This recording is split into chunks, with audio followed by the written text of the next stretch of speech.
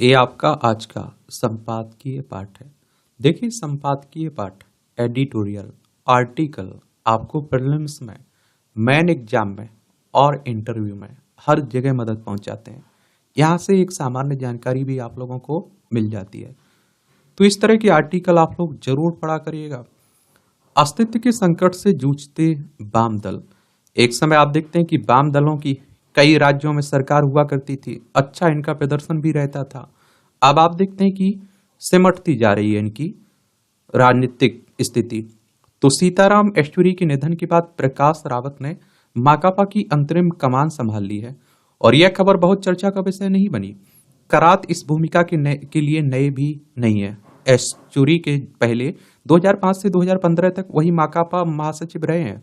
उनके नेतृत्व में ही माकपा का अभूतपूर्व ह्रास हुआ, इसलिए पुनः उन्हीं को कमान मिलना यही संकेत है कि पार्टी में नए नेताओं का अभाव हो चुका है। वामपंथी हलकों में यह जानी मानी बात है कि करात के सख्त रोक के कारण ही माकपा ने कांग्रेस से नाता तोड़ा और उसके बाद से पार्टी निरंतर हाशिए पर जा रही है। और अभी लोकसभा में माकपा की 4 और भाकपा की 2 सीटें हैं। बंगाल त्रिपुरा जैसे पार्टी के दुर्ग-ध्वस्त हो गए हैं। केरल की अंतिम ठिकाना बचा हुआ। केरल में अभी भी आप देखते हैं कि इनकी सरकार है। कम्युनिस्टों की ऐसे पराभव का एक कारण अपनी महत्ता का अतिरंजित मूल्यांकन करना भी था। एक समय कम्युनिस्ट पार्टियां देश में विशिष्ट स्थान रखती थी और 50 साल पहले के अखबार उलटकर देखें, जब जेपी आंदोलन चल रहा था तब भाकपा कांग्रेस सरकार के साथ थी और जेपी के साप्ताहिक एवरी मैन्स के हर अंक में कांग्रेस के साथ भाकपा पर भी चोट होती थी। दूसरी ओर माकपा को साधे रहने के लिए जेपी खुद को माओ का शिष्य बताते हुए एक क्रांतिकारी ही दूसरे को पहचान सकता है जैसी बातें कहते थे। और इसका अर्थ था कि देश के दोनों बड़े राजनीतिक धड़ों यानी पक्ष और विपक्ष पर कम्युनिस्ट पार्टियों का प्रभाव था। इसके पीछे तब विश्व राजनीति में सोवियत कम्युनिज्म की सशक्त उपस्थिति भी थी। यह परिस्थितियों का परिणाम भी था क्योंकि तब विश्व में सोवियत संघ तथा भारत में कांग्रेस सत्ता संरक्षण में यहाँ वामपंथी शक्तिशाली थे। केवल अपने बूते वह कभी भी राष्ट्रीय राजनीति में नहीं बढ़ सके। भाकपा ने आप देखिए कांग्रेस के साथ और माकपा ने गैर कांग्रेसी दलों के साथ तालमेल रखकर ही अपनी ताकत बढ़ाई है। मार्क्सवादी और लेनिनवाद के विचार आम जनगणना को कभी ना छू सके और इस विचार का प्रभाव मुख्यतः बुद्धिजीवियों के बीच रहा और अवशेष रूप में आज भी है। और जबकि आप देखते हैं कि कम्युनिस्टों की संसदीय और सत्ता स्थिति अपने संगठन के साथ साथ बड़े राष्ट्रीय दलों के साथ मोर्चेबंदी पर ही निर्भर रही है। कट्टर कम्युनिस्ट इस सच्चाई से मुंह फेरते हैं। अपने मतवाद पर अंधविश्वास से वे दुनिया में कम्युनिज्म का आना अवश्यंभावी मानते थे, बिल्कुल वैसे जैसे इस्लामिक कट्टरपंथी पूरी दुनिया का इस्लामी बनना अल्लाह की लकीर मानते हैं। और इसलिए कट्टरपंथी कम्युनिस्टों ने कांग्रेस आदि दलों को पतनशील मान रखा था और जिन्हें आज ना कल कम्युनिस्टों के अनुसार चलना होगा। पुराने कम्युनिस्ट नेता श्रीपाद अमृत डांगे को बहुत पहले ही यह अनुभूति हो गई थी कि किसी बड़े उदारवादी दल की छत्रछाया के बिना कम्युनिस्ट खस्ताहाल रहेंगे। जनसंघ को हराने के लिए भी वह कांग्रेस से सहयोग जरूरी मानते थे। दोनों का इकट्ठा विरोध करके कम्युनिस्ट प्रभावी नहीं रह पाएंगे और इसलिए डांगे ने कांग्रेस के साथ मोर्चा बनाए रखना जरूरी समझा था। हालांकि 1977 में कांग्रेस की हार के बाद भाकपा नेताओं ने न केवल कांग्रेस से संबंध तोड़ा बल्कि डांगे को पार्टी से भी निकाल दिया। यह एक ऐसी विडंबना है कि आज दोनों कम्युनिस्ट पार्टियां उसी रीति नीति पर आ लौटी हैं जिसकी डांगे ने वकालत की थी। येचुरी ने उसी नीति को अपनाकर माकपा को बचाने का प्रयास किया। कुछ कम्युनिस्ट अभी भी कॉरपोरेट के विरुद्ध जन आंदोलन चलाने की बात करते हैं।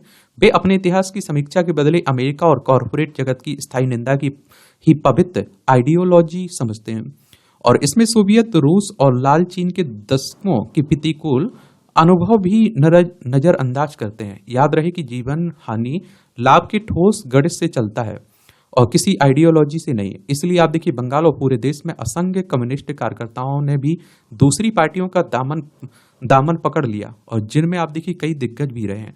असल में यही हिसाब तब भी था और जब कम्युनिस्ट पार्टियां अन्य दलों के साथ सहयोग से अपनी ठसक रखती थी। उसे केवल अपने सिद्धांत, संघर्ष और संगठन का बल समझना एक भ्रम था। निस्संदेह एक पुरानी पार्टी और विशिष्ट विचारों के कारण उनकी एक पहचान थी।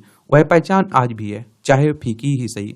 आज आप देखिए कम्युनिस्ट पार्टियों की स्थिति उस पुराने कारखाने जैसी है जिसका बड़ा कार्यालय और गोदाम तो है, किंतु उसमें उत्पादन बंद है। ब्रांड तो है मगर माल नहीं है।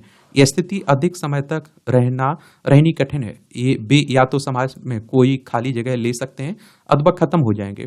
वह जगह पाने के लिए उन्हें झूठी मान्यताएं छोड़नी होंगी। अंध कॉरपोरेट विरोध, अंध अमेरिका विरोध में उन्होंने यह अनदेखा किया है कि यहाँ बड़े उद्योगों और अमेरिकी नीतियों कंपनियों ने ही सबसे बड़ी संख्या में भारतीय युवाओं को आधुनिक प्रशिक्षण एवं रोजगार दिया है। सभी युवा उसके लिए उत्सुक रहते हैं, जबकि अपनी जड़ मान्यताओं के भरोसे कम्युनिस्टों ने उग्र नारेबाजी, बंद हड़ताल और हिंसा आदि के वर्ग युद्ध चलाकर बंगाल जैसे उन्नत प्रदेश को खंडहर बना दिया। और आप देखिए नई अमेरिकी तकनीकी आविष्कारों कंपनियों ने ही दुनिया भर में साधारण मजदूरों तक वे सुविधाएं घर घर पहुंचा दी जो 4 दशक पहले मध्य वर्गीय लोगों के लिए भी सपने सरीखी थी। लोगों ने खुद ही देख लिया कि कौन से विचार ने गरीब लोगों का अधिक भला किया और जीवन को सुगम बनाया। लेकिन कम्युनिस्टों ने कभी सही समीक्षा नहीं की। उल्टे वह हर तकनीक और नवाचार का विरोध करते रहे। यह झूठी आप देखते हैं कि समझ थी, जबकि 4 दशक पहले चीनी नेता देंग ने उन झूठी मान्यताओं को तिलांजलि देकर अमेरिकी सहयोग से ही चीन को फिर पटरी पर खड़ा किया, जो माओ के कट्टर कम्युनिज्म में आर्थिक रूप से तबाह हो चुका है। और इस आप देखिए वास्तविकता से सीखकर भारतीय कम्युनिस्ट दल भी कुछ सार्थक कर सकते हैं। आज हर एक दल तुरंत लाभ मिलने वाले मुद्दों पर लगा है। नैतिक प्रश्नों को आप देखिए उठाने की जगह खाली है। चाहे तो वामपंथी अपनी मतवादी निष्ठा छोड़ सत्यनिष्ठा का प्रयोग कर सकते हैं। यही नैतिक राजनीति होगी। और अब आप देखिए उनके पास खोने के लिए कुछ नहीं है।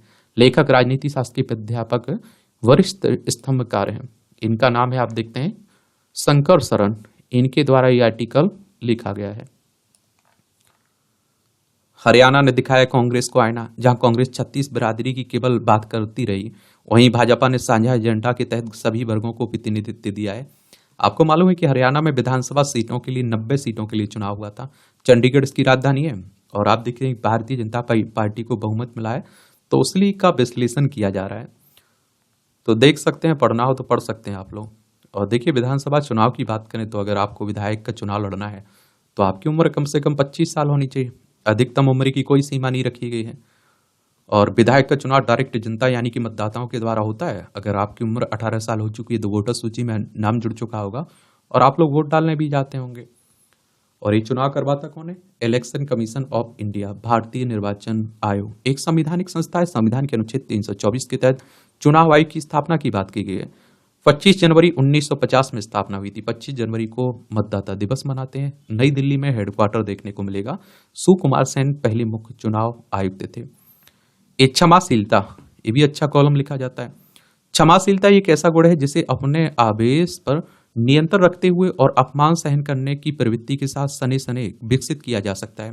यह गुण द्विआयामी होता है और अर्थात किसी की गलती पर उसे क्षमा कर देना और अपनी गलती पर क्षमा मांग लेना इस गुण की सार्थकता होती है।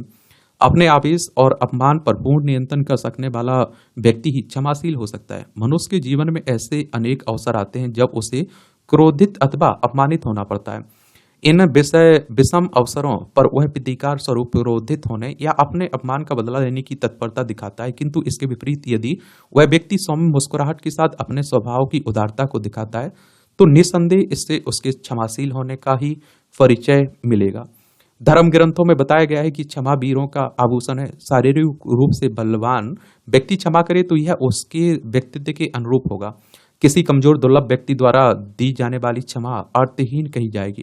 एक बार क्रोधातुर भृगु ऋषि ने श्री हरि विष्णु जी की छाती पर पाद प्रहार किया तो उन्होंने मुस्कुराते हुए उनके पैरों को सहलाते हुए कहा कि ऋषिवर, आपके पैरों में चोट तो नहीं आई? रहीम ने इस पर कहा कि क्षमा बड़न को चाहिए, छोटन को उत्पात, और कह रहीम हरि का घट्यो जो भृगु मारी लात, यानी क्षमा बड़प्पन का स्वभाव है। उत्पात छोटे और ओछे लोगों की प्रवृत्ति है। भृगु ऋषि ने भगवान विष्णु के साथ जो किया, विष्णु जी ने इस कृत्य पर भृगु को क्षमा कर दिया। इससे विष्णु का क्या बिगड़ा? कुछ नहीं। इसलिए हमारे धर्म में क्षमादान को ही श्रेष्ठ दान माना गया है। और हम इस क्षमाशीलता रूपी पुष्प से अपने स्वभाव रूपी मधुबन को महका सकें, इसके लिए वर्तनशील रहना चाहिए। बड़ा इंटरेस्टिंग कॉलम लिखा जाता है, पढ़ा करिएगा, इसे अपनी जिंदगी में उतारा करिएगा, समझे, कुछ तो सीखिए। कनाडा की करतूत। तो भारत सरकार ने कनाडा से अपने उच्चायुक्तों को वापस बुलाने का फैसला कर बिल्कुल सही कदम उठाया। कनाडा सरकार की भारत विरोधी गतिविधियां जिस तरह बढ़ती जा रही हैं और अपने संकीर्ण राजनीतिक हितों के लिए वह जिस तरह भारतीय राजनयिकों को बदनाम करने, उनकी सुरक्षा के लिए खतरा पैदा करने में लगी हुई है, उसका करारा जवाब देना आवश्यक हो गया था। भारत को अपने उच्चायुक्त को वापस बुलाने का फैसला इसलिए करना पड़ा क्योंकि कनाडा सरकार ने खालिस्तानी आतंकी हरदीप सिंह निज्जर की हत्या में भारतीय उच्चायुक्त समेत कुछ अन्य राजनयिकों की कथित लिप्तता की जांच करने की जरूरत जताई थी। कनाडा सरकार ने इसके पहले भी अपने यहाँ पल रहे खालिस्तानियों को खुश करने के लिए निज्जर की हत्या के लिए भारतीय राजनयिकों को जिम्मेदार ठहराने की हास्यास्पद कोशिश की थी। तब भी भारत सरकार ने अपने कठोर रवैये का परिचय दिया था और कनाडा के लिए वीजा सेवा रोक दी थी। लगता है कि कनाडा सरकार नए सिरे से खालिस्तानियों को खुश करने में जुट गई है और इसकी अनदेखी नहीं की जा सकती कि वह निज्जर की हत्या में भारत को कटघरे में खड़ा करने की कोशिश तो कर रही है, लेकिन इसके संदर्भ में कोई प्रमाण उपलब्ध कराने से इनकार कर रही है। वह इस तथ्य से भी मुंह चुरा रही है कि निज्जर फर्जी दस्तावेजों के जरिए कनाडा पहुंचा था। उसकी हरकतों को देखते हुए खुद कनाडा ने उसे हवाई यात्रा करने से रोक दिया था, लेकिन फिर भी खालिस्तानियों के प्रभाव में आकर उसे नागरिकता प्रदान कर दी गई थी।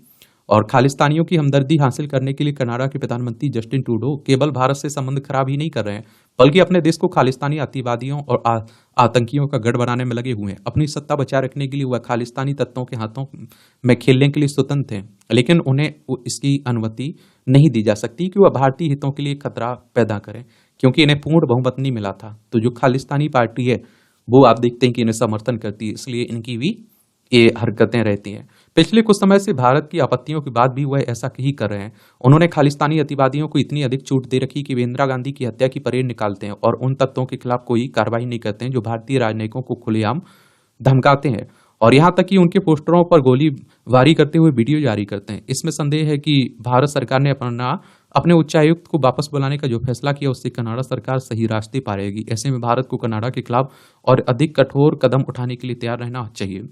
अब इसकी आशंका बढ़ गई कि जस्टिन सरकार और अधिक खुलकर खालिस्तानियों के पक्ष में खड़ी हो सकती है। ऐसे में भारत को यह देखना होगा कि वह कनाडा पर और अधिक दबाव कैसे बनाया जाए। भूमि सर्वेक्षण की बाधा है।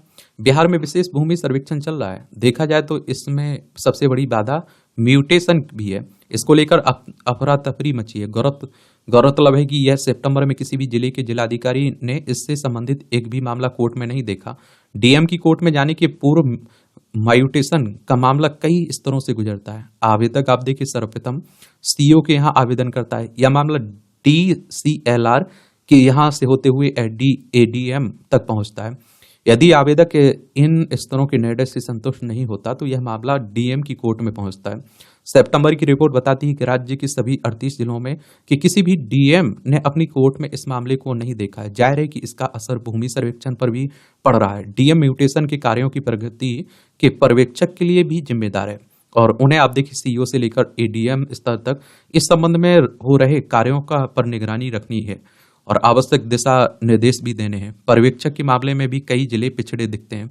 हालिया रिपोर्ट के अनुसार म्यूटेशन के पर्यवेक्षण में बांका जिला सबसे आगे है। औरंगाबाद की स्थिति कमजोर है। हालांकि जमीन से जुड़े विभिन्न मामलों के निष्पादन में आप देखते हैं कि औरंगाबाद टॉप 5 जिलों में है। पटना जिले की स्थिति दोनों ही मामलों में संतोषजनक नहीं है। जाहिर है कि जो जिले जमीन से जुड़े कार्यों के निष्पादन और पर्यवेक्षण में पिछड़ रहे हैं वहां के जिला अधिकारियों को रणनीति बनाकर काम करना होगा ताकि जिलों की रैंकिंग में सुधार हो। राजस्व एवं भूमि सुधार विभाग के अनुसार अब जिलों की रैंकिंग के अंकों को DM के वार्षिक कार्य मूल्यांकन प्रतिवेदन में जोड़ा जाएगा। ऐसी स्थिति में हर हाल में सभी जिलाधिकारियों को अपने जिलों की रैंकिंग सुधारनी होगी, तेज गति से काम करना होगा। इससे विशेष भूमि सर्वेक्षण को भी गति मिलेगी। देख लीजिए बिहार, देख लीजिए एक बार, पटना इसकी राजधानी देखने को मिल जाएगी। इसकी सीमा आप देखिए उत्तर प्रदेश, झारखंड, पश्चिम बंगाल से लगती है। अंतर्राष्ट्रीय सीमा नेपाल से लगती है। नीतीश कुमार यहाँ के चीफ मिनिस्टर हमेशा चर्चा में बने रहते हैं। राजेंद्र लेकर यहाँ के राज्यपाल हैं। विधानसभा में 243 सीटें हैं। विधान परिषद भी है जिसमें 75 सीटें हैं। तो राज्यसभा में 16 सीटें हैं, लोकसभा में 40 सीटें हैं। 94,163 वर्ग किलोमीटर में फैला हुआ है आपका बिहार। ग्रामीण महिलाओं को भी मिले मान। हमारी कृषि प्रधान देश में महिला कृषकों का अर्थव्यवस्था में भी महत्वपूर्ण योगदान है। यही वजह है कि वर्ष 2007 में संयुक्त राष्ट्र महासभा द्वारा प्रस्तावित संकल्पों की सूची में शामिल अंतर्राष्ट्रीय ग्राम महिला दिवस से जुड़ा संदेश बहुत मायने भी रखता है। हर साल 15 अक्टूबर को मनाए जाने वाले इस विशेष दिन के उद्देश्य की सूची में कृषि और ग्रामीण विकास, खाद्य सुरक्षा और ग्रामीण क्षेत्रों से गरीबी मिटाने के प्रयासों को बल देना शामिल है। समग्र समाज और देश की बेहतरी से जुड़ी इन कोशिशों में ग्रामीण महिलाओं की रेखांकित करने योग्य भूमिका और योगदान को मान्यता देने का संकल्प भी लिए हैं। अधिकतर खेती किसानी से जुड़ी ग्रामीण स्त्रियों की भूमिका को भोजन प्रदाता और पर्यावरण रक्षक के रूप में भी देखा जाता है। हमारे यहाँ तो महिला किसानों को अन्नपूर्णा भी ही कहा जाता है। कृषि क्षेत्र में कुल श्रम की 60 से 80% तक हिस्सेदारी महिलाओं की होती है। बीज लगाने, निराई गुड़ाई करने से लेकर कटाई तक खेती किसानी से जुड़े 73% काम महिला किसानी करती हैं। खेती किसानी के काम करने के साथ साथ घर की दूसरी जिम्मेदारियों का निर्वहन तो उनके हिस्से में है, और बावजूद इसके इन श्रमशील महिलाओं की भागीदारी की बात कम ही होती है। ज्ञात हो कि अंतर्राष्ट्रीय ग्रामीण महिला दिवस 2024 का विषय ग्रामीण महिलाएं सभी के लिए अच्छा भोजन उगा रही हैं, यह थीम रखी गई है। याद रखिएगा, यह विषय स्पष्ट रूप से समझाता है कि ग्रामीण महिलाएं अपने परिवार में ही नहीं, समग्र समुदाय में खाद्य और पोषण सुरक्षा सुनिश्चित करने में अहम भूमिका निभाती हैं। कृषि और ग्रामीण उद्यमों में उनका योगदान न केवल देश बल्कि वैश्विक अर्थव्यवस्थाओं को भी बल देता है। चिंतनीय है कि ग्रामीण महिलाओं को स्वयं अपना स्वास्थ्य और खुशहाल बनाए रखने के लिए समान रूप से पोषण युक्त भोजन नहीं मिल पाता है। सुखद है कि हालिया वर्षों में ग्रामीण महिलाओं के स्वास्थ्य एवं पोषण, वित्तीय स्वास्थ्यता एवं सशक्तिकरण से जुड़े प्रयासों से बड़ा बदलाव आया है। ऋण लेकर रोजगार शुरू करने से लेकर संस्थागत पेशों के आंकड़े बढ़ने तक आप देखिए ग्रामीण स्त्रियां सेहत और आर्थिक रूप से सशक्त होने के मार्ग पर अग्रसर हैं। राष्ट्रीय कृषि और ग्रामीण विकास बैंक नाबार्ड की ताजा सर्वेक्षण में सामने आया कि ग्रामीण परिवारों की औसत मासिक आय पिछले 5 वर्षों में लगभग 58% बढ़ी है। निसंदेह पारिवारिक स्थितियों से जुड़ी यह बेहतरी महिलाओं के जीवन में भी सुधार लाने वाली है। बहुत से मोर्चों पर आ रही सकारात्मक बदलाव के बीच आवश्यक है तो यह निरत कर्मशील रहने वाली ग्रामीण स्त्रियों की भूमिका को मन से मान भी दिया जाए। एक बात आप लोगों को मालूम होना चाहिए, एक तो नाबार्ड के बारे में आप लोग याद रखिएगा, इस तरह की संस्थाओं से क्वेश्चंस पूछ लेता है। इसका हेडक्वार्टर कहाँ है? मैं बात कर रहा हूँ national bank of agriculture and rural development की। इसकी स्थापना हुई थी 12 जुलाई 1982 में और मुंबई महाराष्ट्र में हेडक्वार्टर देखने को मिलेगा। मैंने आप लोगों से कई बार कहा है कि अगर आप लोग स्टेट पीसीएस की तैयारी करें, सिविल सर्विस एग्जाम की तैयारी करें, तो आंख कान खुले रखा करिएगा। अब आप लोग कहते हैं कि बंद करके कौन चलता है भाई। मैं कहता हूं कि कहीं आप लोग जा रहे हैं तो वहां की परिस्थितियों के बारे में देखा करिएगा। अब आप ग्रामीण क्षेत्रों में हैं, आप कृषि से संबंधित रखते हैं, आपके परिवार कृषि से जुड़ा हुआ है, तो वहां देखिए, हम अपनी घर की महिला को देखते हैं, आप देखते हैं 4-5 बजे वो उठ जाएगी, वो पूरा काम करेगी, दिन भर काम करती रहती खेती में, कुछ गाय का भैंस का आप देखते हैं, और रात में वो 10-12 बजे तक सोती हैं। किसानों को आप देखिए, अगर आपके घर परिवार वाले किसान से जुड़े हुए हैं तो मुझे लगता है कि थोड़ा भी कॉमन सेंस होगा ना, तो पूरी खेती किसानी की क्या समस्याएं हैं, किस तरह से उसका समाधान हो सकता है, इसके बारे में आप बहुत बेहतर जान सकते हो, बेहतर बता सकते हैं, बेहतर लिख सकते हैं। इसीलिए कहता हूं, समझे। ये टिप्पणियां रहती हैं तो इन्हें भी देख लिया करिएगा। इसकी पीडीएफ आपको एजुकेशन सर्कल प्लेटफॉर्म है ना टेलीग्राम पर, वहां मिल जाती है, तो वहां से जाकर आप लोग डाउनलोड कर सकते हैं, पढ़ सकते हैं। इस संघाई सहयोग संगठन वर्तमान बैठक से भारत की अपेक्षाएं। इसकी संघाई सहयोग संगठन की स्थापना कब हुई थी पता है? संघाई कोऑपरेशन ऑर्गेनाइजेशन की 15 जून 2001 में बीजिंग चाइना में इसका हेडक्वार्टर देखने को मिलेगा। इसके मेंबर की बात करें तो बेलारूस हो गया, China, India, Iran, Kazakhstan, Kyrgyzstan, Pakistan, Russia, Tajikistan, Uzbekistan इसके सदस्य हैं। पाकिस्तान में बैठक हो रही है ना, तो उसी कारण ये चर्चा में बना हुआ है। तो आज से पाकिस्तान की राजधानी इस्लामाबाद में एससीओ यानी संघाई सहयोग संगठन के शासन अध्यक्षों की बैठक हो रही है। क्षेत्रीय सुरक्षा के लिहाज से यह एशिया का सबसे बड़ा एवं महत्वपूर्ण संगठन है। 2001 में स्थापित संघाई सहयोग संगठन की तुलना में अमेरिकी पश्चिमी देशों के सैनिक संगठन नाटो से की जाती है। नाटो के बारे में भी याद रखिएगा, इसकी स्थापना कब हुई थी, क्योंकि इस तरह के संगठनों से हर साल क्वेश्चंस पूछे जा रहे हैं। इसलिए तो मैं कहता हूं कि एक बार आप लोग अपने एग्जाम का सिलेबस देख लिया करिएगा, पुराने क्वेश्चंस पेपर उठा के देख लिया करिएगा। नाटो यानी कि the North Atlantic Treaty Organization की बात हो रही है। 4 अप्रैल 1949 में इसकी स्थापना हुई थी। ब्रुसेल्स बेल्जियम में इसका हेडक्वार्टर देखने को मिलेगा। 32 मेंबर हैं। असल में संघाई सहयोग संगठन में भारत, रूस और चीन की सदस्यता यूरेशियाई सहयोग आर्थिक प्रगति को परिलक्षित करता है। और ऐसे में आप देखते हैं कि इस्लामाबाद में होने वाली शासन अध्यक्षों की बैठक आर्थिक और कूटनीतिक दृष्टिकोण से अत्यंत महत्वपूर्ण है। और इस बैठक में शामिल होने के लिए पाकिस्तान ने प्रधानमंत्री नरेंद्र मोदी को विशेष रूप से आमंत्रित किया था, लेकिन किन्हीं कारणों से प्रधानमंत्री मोदी इस बैठक में शामिल नहीं होंगे। शासन अध्यक्षों की इस बैठक में विदेश मंत्री एस जयशंकर हिस्सा बनेंगे, जो भारत सरकार के किसी प्रतिनिधि की पिछले 9 वर्षों में पाकिस्तान की पहली यात्रा होगी। और इस बैठक को लेकर जो एजेंडा तैयार किया गया है उसमें विशेष रूप से जलवायु परिवर्तन और पर्यावरणीय मुद्दों पर चर्चा और हस्ताक्षर होना है।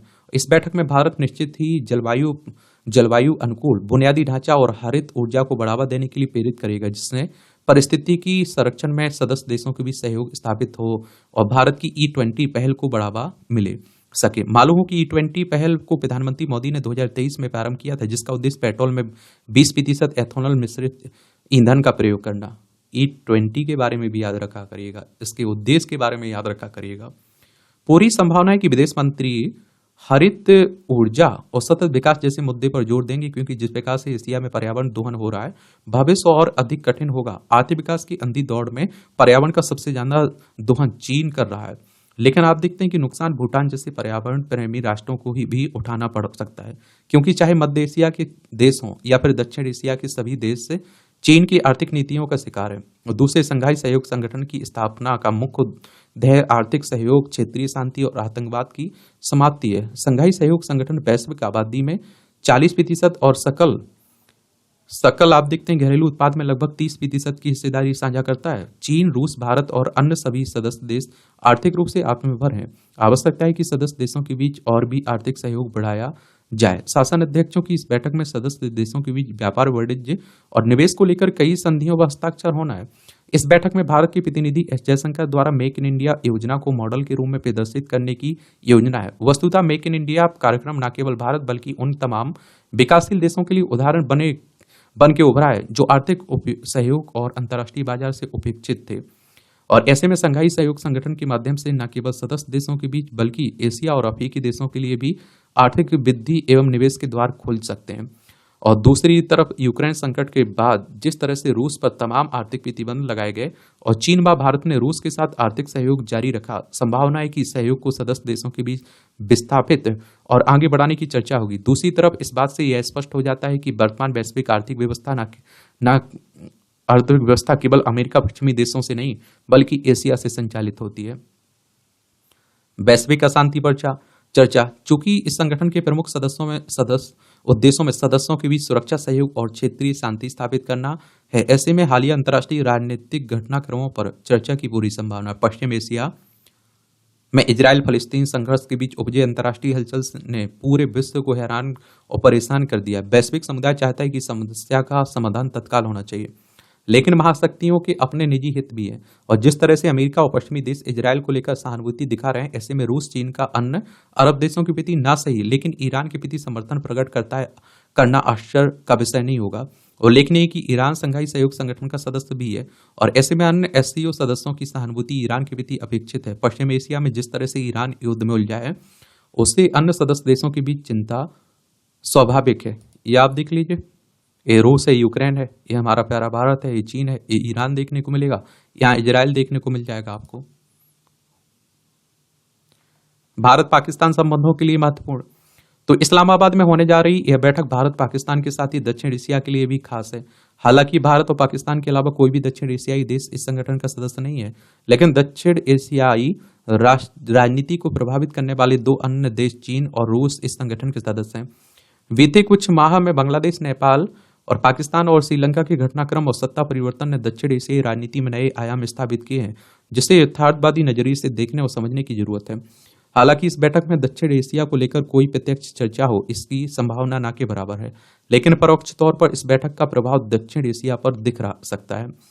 और आप देखेंगे कि भारत के विदेश मंत्री एस जयशंकर ने लगभग 1 सप्ताह पहले ही स्पष्ट कर दिया कि यह यात्रा केवल एससीओ के संदर्भ में है। पाकिस्तान से किसी अन्य मुद्दे पर बात होने का कोई संभावना नहीं है, लेकिन विशेषज्ञों की माने तो विदेश मंत्री की यह यात्रा भविष्य में भारत पाकिस्तान संबंधों की बहाली स्थापित करने में मददगार साबित हो सकती है। भारत से संबंधों में सुधार को लेकर पाकिस्तान की नरमी को देखते हुए कूटनीतिक वार्ता की जरूरत है। भारत में सीमा पार आतंकवाद की समाप्ति के संदर्भ में एससीओ की बैठक से एक नई उम्मीद जगी है।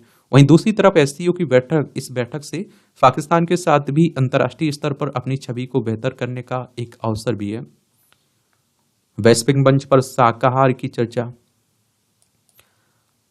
हांगकांग सियोल में रहने वाली एक गृहिणी है। जब उन्हें जानवरों को काटते हुए निरंतर अनेक डरावने सपने आते हैं तो वह गोश्त ना खाने का निर्णय लेती हैं। दक्षिण कोरिया जैसी मांसाहारी देश में यह कठिन निर्णय था, जिसका उनके व्यक्तिगत पारिवारिक जीवन पर गहरा असर पड़ता है। वह अपने परिवार समाज से दूर होती चली जाती हैं।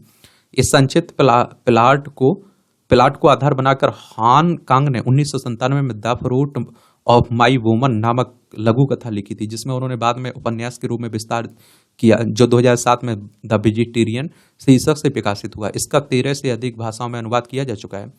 हालांकि हांगकांग ने अपनी साहित्यिक यात्रा एक कवियत्री के रूप में आरंभ की थी। उनका पहला कविता संग्रह 1993 में प्रकाशित हुआ और फिर 1995 में उनका लघु कथा संग्रह प्रकाशित हुआ, लेकिन इसके बाद उन्होंने उपन्यासों पर अनेक फोकस किया। और दक्षिण कोरिया की कवियत्री और उपन्यासकार हांगकांग अपने देश की पहली महिला लेखक हैं जिन्हें साहित्य का नोबेल पुरस्कार दिया जाएगा। दक्षिण कोरिया के लिए यह दूसरा नोबेल पुरस्कार है। हांगकांग को नोबेल पुरस्कार ऐसे समय दिया गया जब दक्षिण कोरिया की संस्कृति का वैश्विक प्रभाव निरंतर बढ़ता जा रहा है। आजकल कोरियाई टीवी ड्रामा दुनिया भर में धूम मचा रहे हैं। वोंग जून हो की फिल्म पैरासाइट ने ऑस्कर जीता है। बीटीएस व ब्लैक पिंक जैसे के पॉप ग्रुप्स हर जगह दिलचस्पी और उत्साह से सुने जा रहे हैं। और उपन्यास लेखक लिखने के संदर्भ में हांगकांग का कहना है कि यह मेरे लिए अपने आप से सवाल करने का तरीका है। अपनी लेखन प्रक्रिया के जरिए मैं केवल सवालों को पूरा करने का प्रयास करती हूँ और सवालों में ही रहने की कोशिश करती हूँ। बहरहाल नोबेल पुरस्कार मिलने पर उन्हें सम्मानित होने का एहसास भी है और आश्चर्य भी है। हांगकांग के पिता और भाई भी उपन्यासकार हैं, इसलिए वह कहती हैं कि उन्होंने कोरियाई साहित्य के साथ परवरिश पाई है, जिसके बहुत करीब वह स्वयं हो पाती हैं। वह कहती हैं कि मैं उम्मीद करती हूँ कि कोरियाई साहित्य के पाठकों और मेरे दोस्तों लेखकों के लिए यह अच्छी खबर है। नोबेल पुरस्कार का जश्न मैं बहुत खामोशी से मनाऊंगी। वैसे साहित्य के नोबेल पुरस्कार की लंबे समय से इस आधार पर आलोचना होती रही है कि यह यूरोप उत्तर अमेरिका के लेखकों पर अधिक फोकस करता है। साथ ही यह पुरुष प्रधान भी है। इस वर्ष के पुरस्कार को भी गिना जाए तो 120 में से केवल 18 महिलाओं को यह सम्मान दिया गया है। हांगकांग से पहले जिस महिला को साहित्य का नोबेल पुरस्कार मिला था वह फ्रांस की एनी एरनॉक्स थी, इसलिए हांगकांग को यह सम्मान दिया जाना स्वागत योग्य है। उनका शायराना गद्य वास्तव में प्रभावित करता है। मसलन इन पंक्तियों को देखिए, सफेद रंग में सारे रंग शामिल हैं, दुनिया की सारी रोशनियां इसी में समाई हुई हैं। हांगकांग की कल्पनाओं की दुनिया में मानव मन के तहखानों को अपनी उंगलियों से स्पर्श करने की कोशिश है। चलिए, अच्छी बात है जो भी है। इस तरह की कोई बैठक होती है तो आप लोग जरूर याद रखा करिएगा। ये दुर्गा पूजा में फिर उठी टाटा के जाने की टीस। अभी आपने देखा है कि हमारे देश के उद्योगपति चले गए ना, उनकी डेथ हो गई ना। आज से 16 वर्ष पहले दुर्गा पूजा के उत्सवी वातावरण में बंगाल ने टाटा जैसे रत्न को खोया था। वस्तुतः 3 अक्टूबर 2008 को दुर्गा पूजा की महाचतुर्थी के दिन सिंगूर से टाटा की नैनो कार फैक्ट्री को तत्कालीन विरोधी दल तृणमूल कांग्रेस की प्रमुख ममता बनर्जी के आंदोलन के कारण बाध्य होकर गुजरात ले जाने की घोषणा करनी पड़ी थी। यह घोषणा टाटा समूह के चेयरमैन रतन टाटा ने भारी मन से कोलकाता में की थी। और दुर्गा अवधि के पूजा के दौरान टाटा का जाना, वह भी 90% फैक्ट्री तैयार होने के बाद, प्रदेश के औद्योगिकरण के लिए आज भी अभिशाप जैसा है। अब देश में रतन टाटा को खो दिया। 9 अक्टूबर को दुर्गा पूजा की महाअष्टमी के दिन भारत का रतन दुनिया छोड़कर चला गया। यह भी एक सहयोग ही है कि 2006 में सिंगूर में लखटकिया नैनो कार फैक्ट्री लगाने के लिए टाटा को तैयार करने वाले बंगाल के तत्कालीन मुख्यमंत्री बुद्धदेव भट्टाचार्य का 2 माह पहले ही निधन हुआ है। बुद्धदेव भट्टाचार्य व रतन टाटा दोनों सिंगूर में फैक्ट्री नहीं लगा पाने की कसक मन में लिए दुनिया से विदा हुए। दुर्गा पूजा के समय रतन टाटा के निधन ने फिर सिंगूर जैसे से नैनो के जाने की टीस उठा दी है। 2006 में विधानसभा चुनाव में वाम मोर्चा की भारी जीत के दिन ही तत्कालीन मुख्यमंत्री बुद्धदेव भट्टाचार्य ने कृषि हमारा आधार, उद्योग हमारा भविष्य के नारे के साथ सिंगूर में कार फैक्ट्री लगाने की घोषणा की थी। समस्या फैक्ट्री के लिए सरकारी पहल से भूमि अधिग्रहण को लेकर शुरू हुई थी। जब टाटा ने उस फैक्ट्री को गुजरात के सानंद में स्थापित करने का निर्णय लिया, तब से माकपा नेतृत्व कहता रहा है कि यह केवल एक फैक्ट्री नहीं वो जो बंद हुई है, इसका बंगाल के औद्योगिकरण पर दूरगामी प्रभाव पड़ेगा। रतन टाटा ने सिंगूर के छोड़ने के अपने फैसले के लिए ममता बनर्जी को जिम्मेदार ठहराया था। हालांकि तृणमूल कांग्रेस ने बार बार दावा किया है कि उनका आंदोलन जबरन भूमि अधिग्रहण के खिलाफ था, फैक्ट्रियों या उद्योगों के खिलाफ नहीं था। इसके बाद कोर्ट में भी तृणमूल जीती और चुनाव में भी ममता जीती। सुप्रीम कोर्ट के आदेश पर सिंगूर की अधिग्रहित जमीन किसानों को वापस कर दी गई, लेकिन उस पर अच्छी फसल नहीं पैदा हो रही है। सवाल यह है कि टाटा के जाने के 16 वर्ष बाद भी क्या बंगाल की ममता सरकार उद्योगों को लेकर अपनी छवि को सुधार पाने में कामयाब हुई है? इससे पहले कि हम मौजूदा स्थिति पर चर्चा करें, आइए अतीत पर नजर डालें। जिस तरह रतन टाटा के निधन की खबर महाअष्टमी की रात हुई है, उसी तरह 16 साल पहले महाचतुर्थी की शाम को दुर्गा पूजा में सिंगूर से उनके टाटा जाने की घोषणा की थी। 2008 में सांसद ममता बनर्जी उस शाम 3 अक्टूबर पार्क सर्कस में दुर्गा पूजा पंडाल का उद्घाटन कर रही थी। जब फैक्ट्री बंद होने की खबर आई तो सिंगूर में गुस्सा भड़क गया और एक्सप्रेसवे पटाखे जलाए गए। और उनकी ममता प्रतिक्रिया थी, अगर टाटा चले गए तो यह उनकी निजी मामला है, हमें इसकी परवाह नहीं है। उसी रतन टाटा के निधन पर मुख्यमंत्री ममता बनर्जी ने बुधवार गहरा दुख व्यक्त किया है। लेकिन क्या तृणमूल की स्थिति पर कोई पुनर्विचार होगा? पार्टी नेता कुणाल को उसका कहना है कि कोई बदलाव नहीं हुआ है। उन्होंने कहा कि माकपा की गलत भूमि नीति की जिम्मेदारी ममता दीदी पर नहीं डालनी जानी चाहिए। सिंगूर में टाटा की जमीन दिए जाने पर पहले ज्योति बसु, माकपा के कृषक सभा और वाम मोर्चा के सदस्यों ने विरोध जताया था। पहला विरोध तृणमूल ने नहीं किया था। यह आंदोलन कृषि भूमि के जबरन अधिग्रहण के खिलाफ था। टाटा के खिलाफ तृणमूल नहीं थी, यह टाटा समूह ही था जिसने व्यवहारिक रूप से विज्ञापनों में माकपा का समर्थन करने की अपील करके इस मुद्दे को राजनीतिक आयाम दिया। सिंगूर के आंदोलन के बाद पूरे देश में नीति में बदलाव आया। माकपा की केंद्रीय समिति के सदस्य सुजन चक्रवर्ती ने कहा, तृणमूल ने उस कारखाने को बंद कराने के बंगाल का अपमान किया जो पूरा होने वाला था, लेकिन ये गुजरात के लिए अच्छा था। मुझे नहीं पता कि वर्तमान मुख्यमंत्री उनकी पार्टी में यह आकलन करने की क्षमता है कि बंगाल को इसके परिणाम स्वरूप दीर्घ अवधि में क्या कीमत चुकानी पड़ेगी। एक और दुर्गा पूजा का समापन हो गया है। बुद्धदेव भी नहीं रहे और रतन टाटा भी चले गए। फिर भी पिछले बहस अब भी यथावत है। कुछ बहस अब कभी खत्म नहीं होती है। यह घाव इतना गहरा है कि टीस वक्त बे वक्त उठती रहेगी। मादक पदार्थों पर निर्णायक प्रहार। आप देखिए, पिछले कुछ दिनों के दौरान राष्ट्रीय राजधानी दिल्ली में ड्रग्स के कई बड़े मामले पकड़े जा चुके हैं। इसके अलावा रविवार को गुजरात से भी 5,000 करोड़ रुपए का ड्रग्स बरामद की गई है। इसके अलावा छत्तीसगढ़ में भी बड़ी मात्रा में ड्रग्स की खेप पकड़ी गई है। वहीं अक्टूबर 2022 में केरल के समुद्र तटीय क्षेत्र से 200 किलोग्राम हाई ग्रेड हीरोइन पकड़ी गई। जिस प्रकार विभिन्न मामलों में अलग अलग प्रदेशों व देश के लोगों की संलिप्तता इससे उजागर हो रही है, उससे यह भी स्पष्ट होता है कि यह एक संगठित और व्यापक कारोबार बन चुका है नशा का। किसी भी प्रकार का नशा जहां एक और किसी व्यक्ति के स्वास्थ्य के लिए घातक है, वही समाज और राष्ट्र के विकास में भी बाधक है। नागरिक किसी भी समाज एवं राष्ट्र की अमूल्य निधि है, उसके विकास की मूल कड़ी होते हैं। यदि यह नागरिक ही नशे अथवा ड्रग्स की चपेट में आ जाए तो फिर राष्ट्र विकास कैसे संभव है? चिंताजनक यह भी है कि घुसपैठ, ड्रोन और समुद्री मार्ग आदि के जरिए भिन्न भिन्न रूपों में पड़ोसी देशों से नशा भारत में भेजा जा रहा है। क्या यह वैश्विक पटल पर ताकतवर बनते भारत को कमजोर करने की एक बड़ी साजिश नहीं है? आज नशे के मकड़ जाल में लगभग पूरा देश फंसता जा रहा है।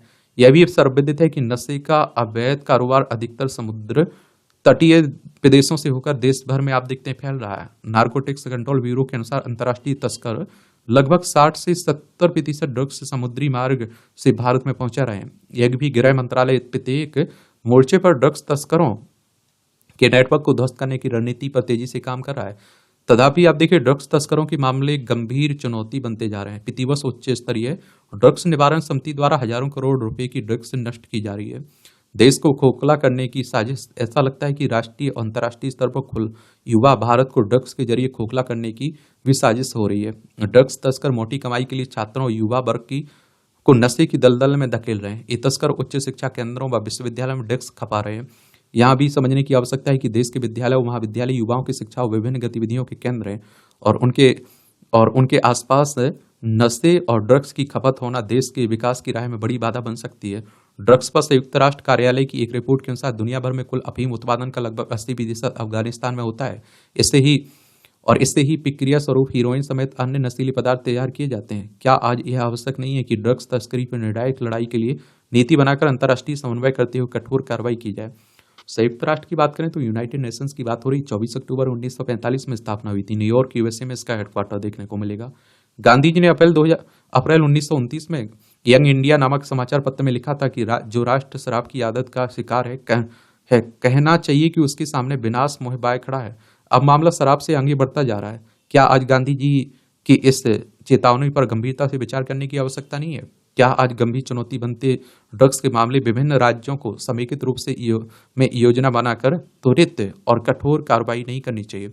क्या यह भी सत्य नहीं है कि ड्रग्स के विभिन्न अवैध धंधों में कुछ राजनेताओं और स्थानीय प्रशासन की मिलीभगत भी उजागर हो चुकी है? क्या भिन्न भिन्न प्रकार के नशे और ड्रग्स के बढ़ते मामले के लिए लचर न्याय व्यवस्था, कठोर दंड का प्रावधान न होना प्राविधान ना होना नहीं है? क्या आज हमें यह नहीं समझना चाहिए कि नशा निराशा, अवसाद एवं जीवन का अंत लेकर आता है?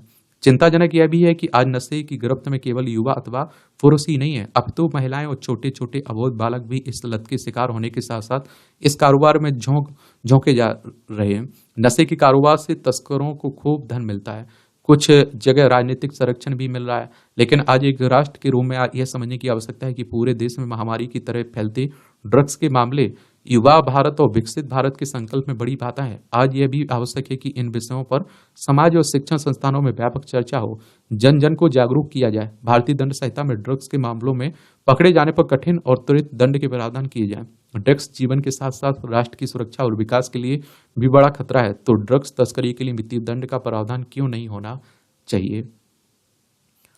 और इस तरह से आप देखेंगे आज के संपादकीय पाठ की कहानी खत्म होती है। आप लोग पढ़ते रहिए, एंजॉय करते रहिए।